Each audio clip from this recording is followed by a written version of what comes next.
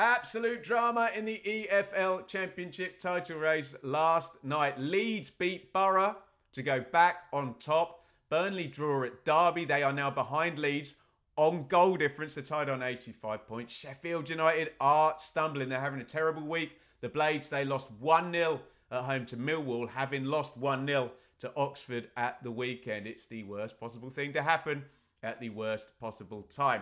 I think this warrants a hot takes video. We had 9 games last night, so we're going to go all in on that there, the title race. We're not yet able to talk about the playoff race because of the 3 games tonight. Coventry haven't played yet.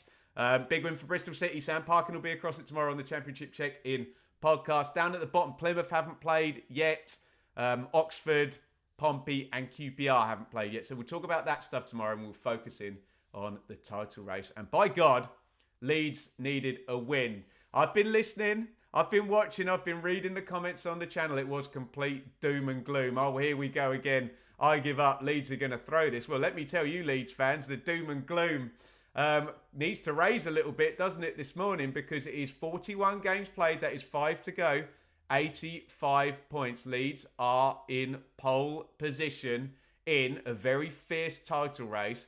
We've said as well, with probably the best fixtures, and obviously there's a head-to-head coming up between Sheffield United and Burnley. Would you have taken that at the start of the season, Leeds fans? Yes. Would you have taken that a few weeks ago after the wins against Sheffield United and Sunderland? No, but measure your time horizon, play the long game, and Leeds are playing the long game, and they are winning the long game at the moment, and they won the short game last night at Middlesbrough. Dan James, 21 goal contributions this season. I think he's going to be the player of the year for Leeds, isn't he? Nobody has more championship goal contributions than Dan James. He's tied with Piru and Sainz and Finazaz, who was playing in this here game for Middlesbrough as well. First win in 4 for Leeds. They haven't been losing, but they have been drawing. They drew the last 3. Also, first away win since the back end of February for Leeds. By God, they needed that. I thought they played really well. I said going into this week, they're going to prefer going to Borough than they are going to Luton. Luton turned the middle of the pitch into dust, didn't they? Slowed it down. Long throws, made it hard, made it ugly. Fine. That's their right to do so. We knew Middlesbrough were going to be different with Michael Carrick in the dugout, spread the pitch out, different spaces, allowed Leeds to kind of sit. Fullbacks further back than normal. We normally expect Leeds to try and come into the opposition's half with as many players as possible. Fullbacks high, wingers narrow and control the game, build territory and just wear teams out and grab those goals. But they played a bit counter-attacky last night. It worked a charm, didn't it, in the first half? The goal was a prime example. Win it, Bosch, go. Wingers narrow and one to the other. Solomon to James for the goal after 2 minutes. They could have had other goals. We'll get to that in a second.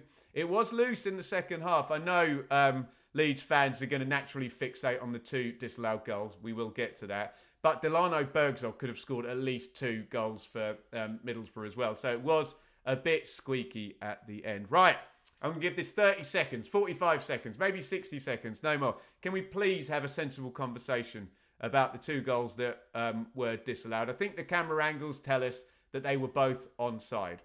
They were both pretty tight calls. Watch my watch along back. I thought in real time that they were probably both offside, and then literally first replay, it's like, oh, hello, a well-timed run, a defender standing up. Particularly on the second one, I guess they're blind side, aren't they? The Borough defenders in the way of the linesman. Not the first one for Tanaka. He probably should be seeing that one. But look, it's difficult. If you want to fill my comments on the channel here with flat earth, conspiracy theorists, corruption, fine. That's your free speech right to do so. I'll give you my take that they're really tight calls. They got them wrong. It's frustrating when you're emotionally engaged with your team and something seems to go against you. It's frustrating, but I don't think there's anything more than that. And please, Leeds fans, don't be distracted by that. You won the game. There are bigger things at play. The goals should have stood. Let me repeat that. But let's try not to have the comments filled with nonsense about kind of conspiracy theories against Leeds. I don't think that that's really going to be helpful. What I do want to talk about is the rest of this run-in. As I already mentioned, the away form hasn't been great. First win since February, but It is now 5 to play for Leeds. 3 of them at home, 2 of them away from home, and obviously 3 of the next 4 are at home, which looks really, really good for Leeds. Look at those totals. If Leeds win the 3 home games, that's 94. 9 points from those 3 home games would take Leeds to 94 points. Bristol City are in good form at the moment, but they're much better at Ashton Gate than they are away from home. Stoke are scrapping it out at the bottom. Preston, I know, have been a difficult opponent for Leeds, but come on, you've got to get the job done in these games now. I will reiterate my point that Leeds would prefer opponents like probably Middlesbrough. They're not going to get it with Preston and Stoke and Oxford, are they? So it's going to be tricky, but they're in there in first place on merit. They are surely favourites once again. Great win for Leeds last night. Get your thoughts in the comments. Is it doom and gloom anymore? A lot changes in 90 minutes and they jump from third to first. They favourites all over again. Talk to me, guys. Talk to me, Burnley fans, as well. Now, I think people who don't necessarily study the Championship will think Burnley going to Derby and drawing 0-0 is problematic and poor or whatnot. But add in plenty of context, it's not a terrible result, that at all. Derby are fighting for their life. They've had a big uptick under John Eustace. They'd won 4 on the trot prior to Swansea at the weekend where they lost. They've been really good at Pride Park. We know Scott Parker and John Eustace is going to be a very, very tight, low-margin game. We know Burnley love a 0-0. This was the 12th 0-0 draw of the season in this ridiculous run, a 29th clean sheet. 28 games now undefeated. We're in the middle of a 3-game week with Burnley already having won at the weekend. Who did Burnley beat at the weekend? A lot of games. They won at Coventry. So I think if you're starting the week here and you're a Burnley fan, you've taken those 4 points and you're in second place and you've had a favour from Sheffield United, which we'll talk about in a minute, ×2 actually, you're probably pretty okay with this result. Fairly low margin stuff. Both managers, I think, happy to take the point. Derby actually shading it on the XG, 1.32 to 0.77. They do bump that number up with set pieces very well, Derby, don't they? 9 shots to 7. 2 shots to 1 on target in Burnley's favour. It's very, very low margin stuff. 2 sides and 2 managers setting up to defend well, and the double clean sheet may not be a surprise to many people.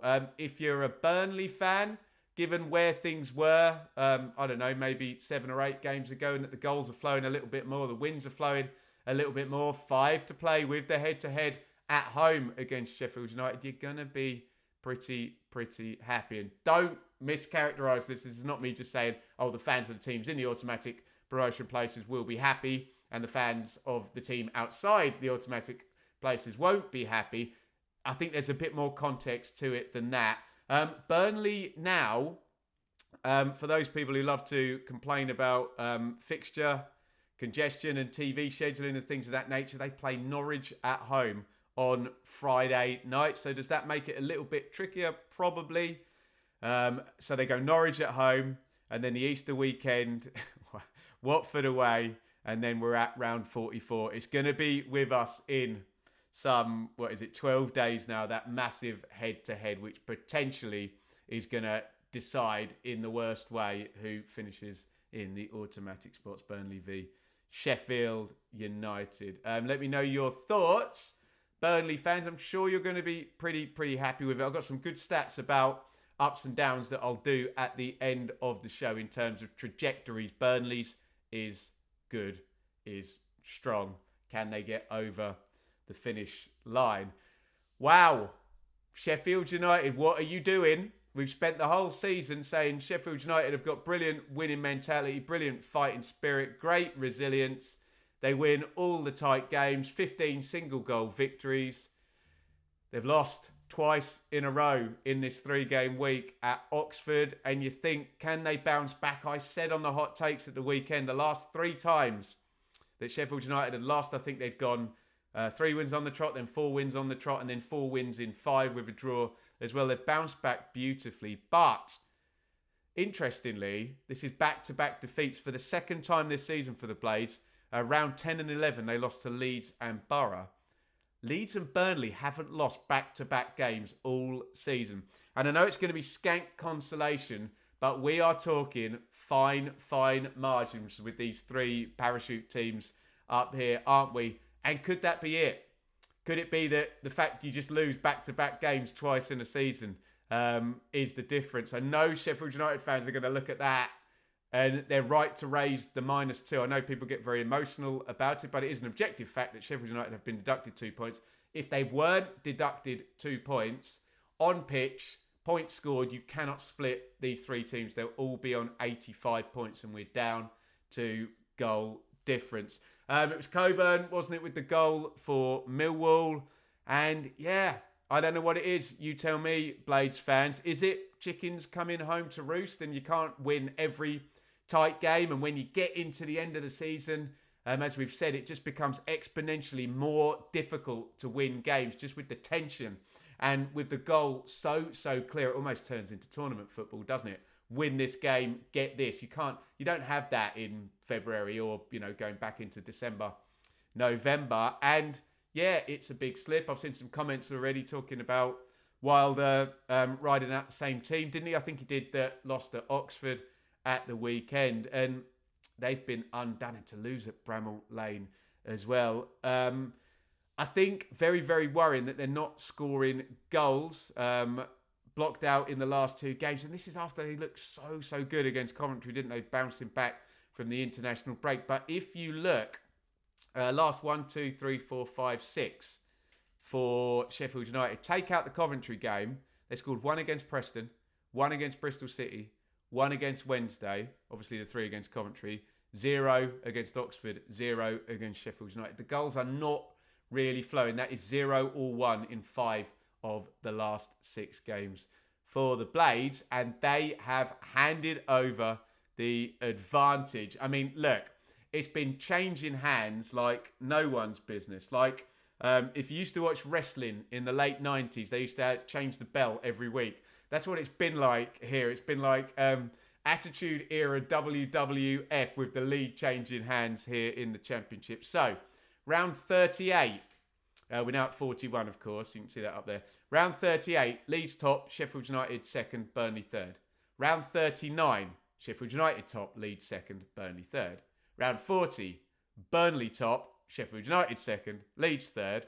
Round 41, Leeds top, Burnley second, Sheffield United third. We are playing super past the parcel. And for Sheffield United particularly, this feels like the first time in a while where it's been them on the back foot. And again, we are fixated on this game. Sorry if you think we're obsessed with it, but they do have to go away to Burnley in round 44 now. So Blades away at Plymouth at the weekend.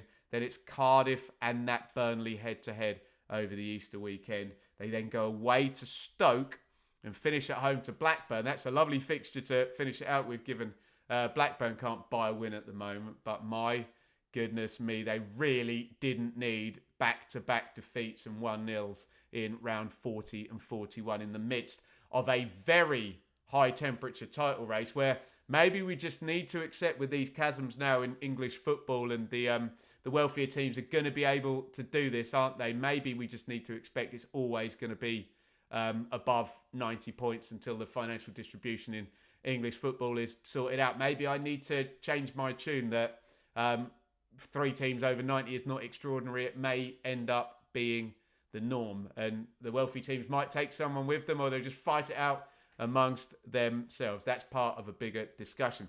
Let me just talk to you quickly about the trends. What I have done is I've taken rounds 1 to 35, and then I've taken the last 6 games, and you will be interested to know that Leeds points per game in the last 6 has dropped by 30%. They are feeling the heat. Sheffield United's has dropped by 22%. So a discernible drop-off between round 36 and round 41 for Leeds and Sheffield United.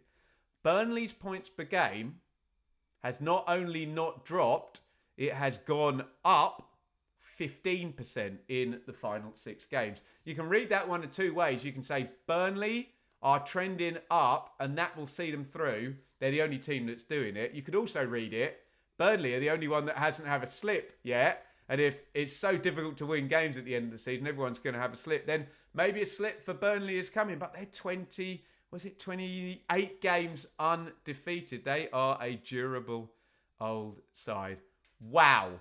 It's brilliant. I've got to say, as a neutral, it's absolutely brilliant, this title race. And there is nothing between the teams, especially if you take on pitch and take the points deductions out of it. It's literally 85, 85, 85 with 5 games to go. You cannot split them. What is going to be the fine margin here?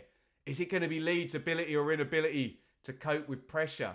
Is it going to be Burnley holding on to that undefeated streak or not to get over the line? Is it going to be Sheffield United getting back to winning tight games? Is it literally just going to land on a head-to-head in round 44 between Burnley and Sheffield United? Wow.